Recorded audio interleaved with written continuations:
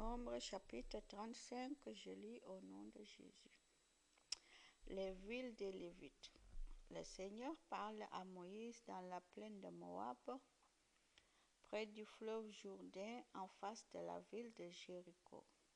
Il lui dit, commande aux Israélites de choisir des villes dans les terres qu'ils possèdent.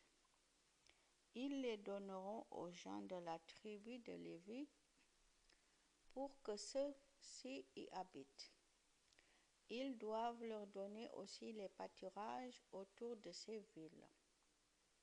Les Lévites s'installeront dans les villes et les champs serviront à leurs troupeaux et aux autres animaux qu'ils possèdent. Les champs s'étendront sur 500 mètres au-delà des murs qui protègent la ville, vers l'est, le sud, l'ouest et le nord. Vous mesurerez ainsi un carré de 1000 mètres de côté avec la ville au milieu.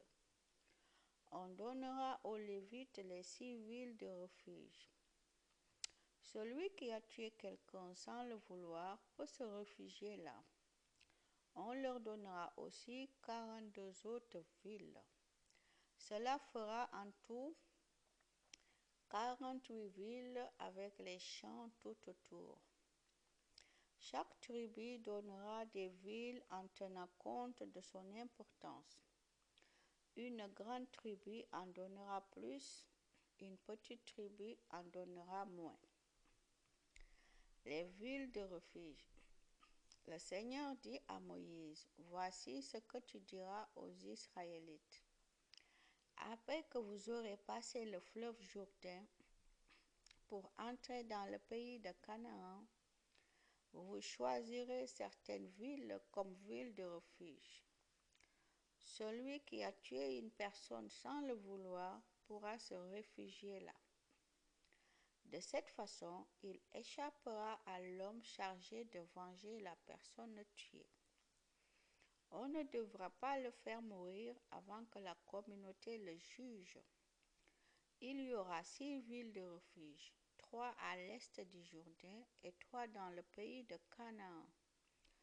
Toute personne israélite étranger installé dans le pays ou étranger de passage qui a tué quelqu'un sans le vouloir pourra se réfugier dans une de ces villes.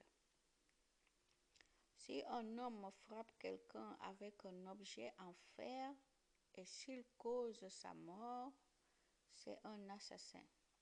Il faut le faire mourir. S'il le frappe en lui lançant une pierre qui peut le tuer, il cause sa mort. C'est un assassin. Il faut le faire mourir. S'il le frappe avec un objet en bois qui peut tuer, et s'il cause sa mort, c'est un assassin. Il faut le faire mourir. C'est l'homme chargé de venger la personne tuée qui fera mourir l'assassin, dès qu'il le trouvera. Supposons ceci. Un homme bouscule une personne avec haine ou il lui lance un objet pour lui faire du mal et il cause sa mort. Ou encore il la frappe méchamment d'un coup de poing et il cause sa mort.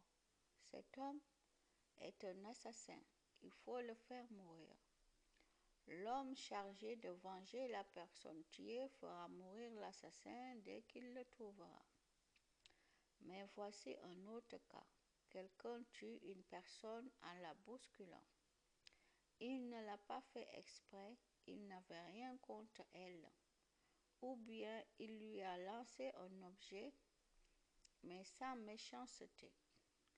Il peut aussi laisser tomber sur une personne qu'il n'a pas vue une pierre capable de tuer. Pourtant, il n'était pas son ennemi et il ne lui voulait aucun mal. La communauté suivra les règles établies pour juger cette affaire entre celui qui a tué une personne et l'homme qui doit la venger. La communauté protégera contre le vendeur celui qui a tué sans le vouloir et elle le ramènera dans la ville où il s'était réfugié. Celui qui a tué sans le vouloir doit rester dans la ville de refuge. Il y restera jusqu'à la mort du grand prêtre consacré. Mais supposons ceci. Celui qui a tué quelqu'un sort de la ville de refuge et le vendeur le rencontre. Celui-ci peut alors le tuer et il n'est pas coupable.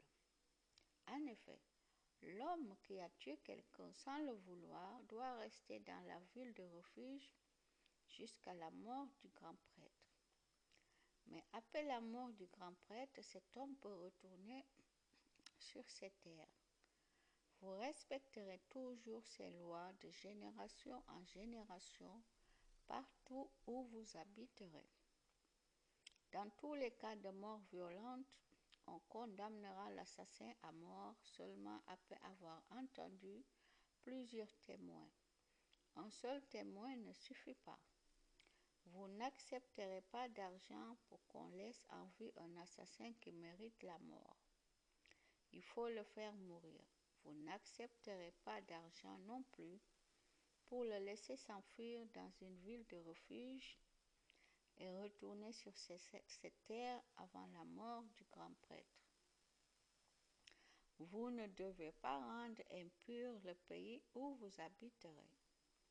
Or, quand on tue quelqu'un, cela rend le pays impur, et on ne peut purifier le pays du sang versé que par la mort de l'assassin. Vous ne rendrez donc pas impur le pays où vous habiterez et où je serai présent moi-même au milieu de vous. Oui, le Seigneur, j'habite. Oui, moi le Seigneur, j'habite au milieu des Israélites. Amen.